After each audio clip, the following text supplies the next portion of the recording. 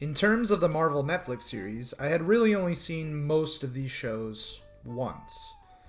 The outliers being Iron Fist and Jessica Jones Season 3, so now we're getting into the section of this era where some of this is going to be brand new to me. I had seen the first two episodes of Iron Fist Season 1 when it premiered, and I couldn't quite make it through. This time around, I made it through the entire first season, start to finish, and I gotta say, it wasn't terrible. Like, subscribe, comment down below, and tell a friend. And if you're new, check out the channel and let me know what you think. Let's dive into Iron Fist Season 1.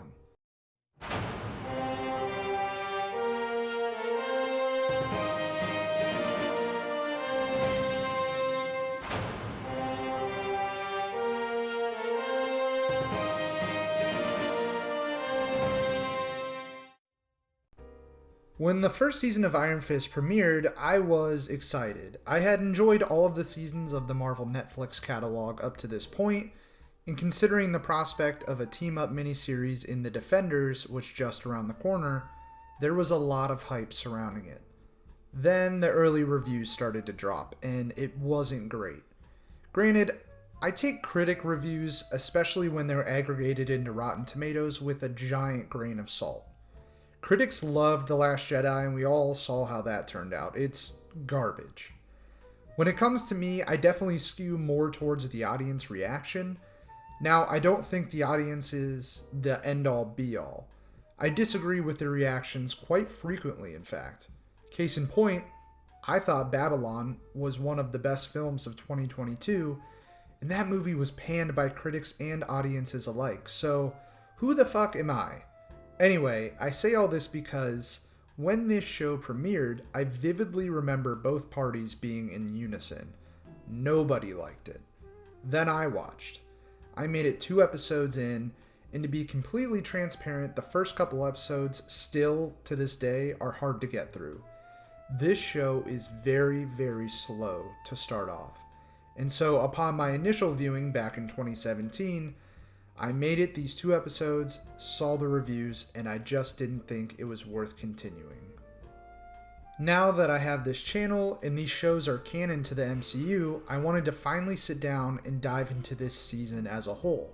And I've got to say, this show definitely isn't great. It's hands down the worst of the first 4 individual series, at least to this point, but I certainly didn't think it was terrible either. Look, Iron Fist Season 1 has its problems. First off, like I've said in all of my previous Marvel Netflix retrospectives, 13-hour-long episode seasons, it's just too long.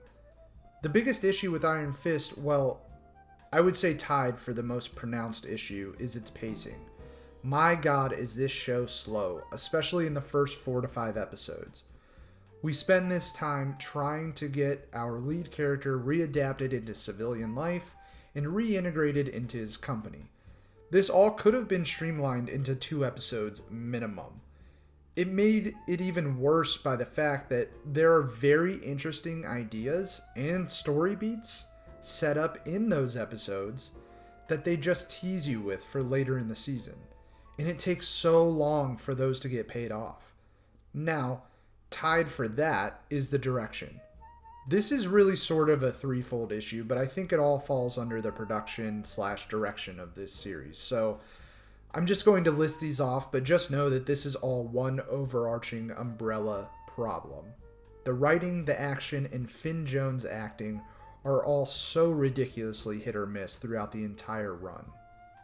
So the writing. There is a lot of setup in this show. With the Defenders just over the horizon, we need to set up the Hand as a valid threat for all of our heroes.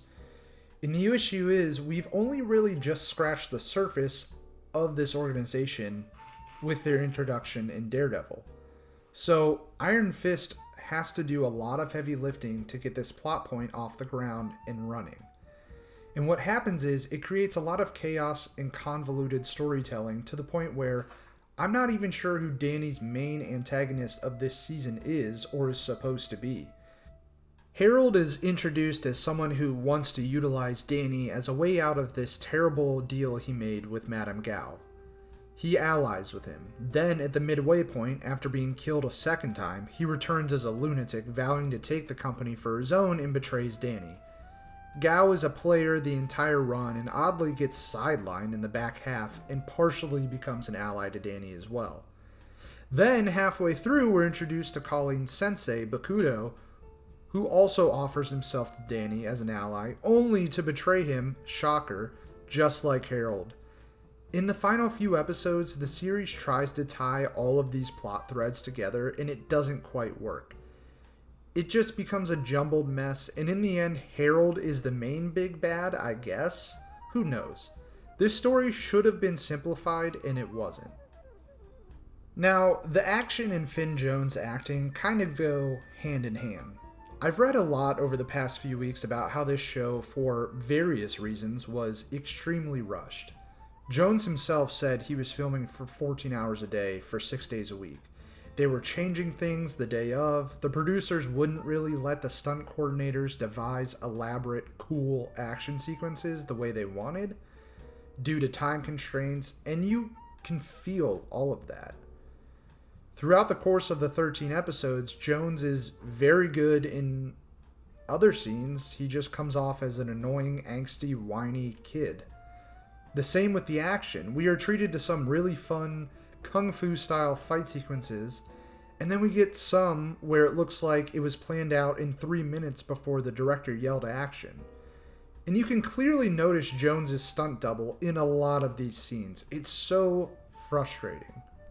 So, through all of this muck, where does this show actually get good? Well, Danny's story is interesting, and so is Harold's. That's the best part of this show, the characters. While Danny is sort of up and down on his characterization and whether or not you like his personality, his thread of returning from the dead to avenge his parents and reclaim what's theirs is compelling. Harold himself is a fun villain and really should have been the main focus of Season 1 antagonist-wise. I mean, David Wenham chews up every single scene he's in, and they really missed another memorable villain for this group of shows. Then there's Colleen, Ward, and Joy, all extremely interesting supporting characters in their own rights. Colleen discovering the true nature of Bakudo and his mission and taking that information and siding with Danny to defeat him is great. Joy trying to prove herself worthy to lead Rand only to be derailed by the reappearance of her father, and all of the mixed emotions that causes for her is fantastic. And then there's my favorite character of Season 1, which is Ward. Tom Pelphrey is such an underrated actor. I feel like not enough people even know who he is, but his story to me really is the highlight of this season. He's just constantly pushed and denigrated by his father until he can't take it anymore, just constantly looking for a way out, just to live in peace. It's heartbreaking. And I love when he comes around on Danny in the end and finally gets to overcome Harold's hold on him. Oh, and then there's Davos. I completely forgot about him.